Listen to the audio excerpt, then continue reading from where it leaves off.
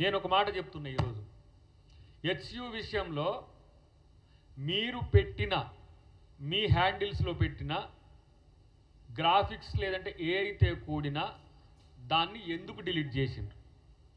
BJP బిల్లారంగాలు కానీ BRS బిల్లారంగాలు కానీ మీరు ఎందుకు డిలీట్ చేసిండ్రో చెప్పాలి.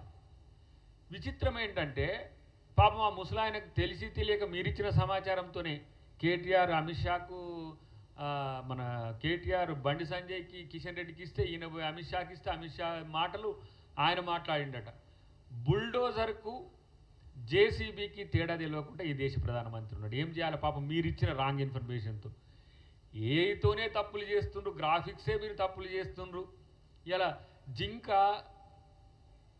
గజరాజు ఉన్న కాడ ఉండదు, గజరాజు ఉన్న కాడ నెమిలి కూడా ఉండదు.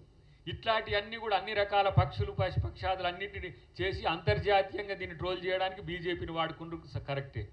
ఆడ ఉన్న వాస్తవాలను పక్కన పెట్టి అలా ప్రభుత్వాన్ని బదనాం చేయడానికి మీరు చేస్తున్న ఇలాంటి పులకేసి నాటకాలు ఎందుకు అంటున్నాను నేను. మొన్న అంటుండేవారు పులకేసి అనగానే గట్లెట్లు అంటారు సార్, గట్లెట్లు అంటారు సార్. ఆ పులకేసి కూడా కొంచెం తెలివిగానే ఉన్నాడేమో నాకు అనిపిస్తుంది.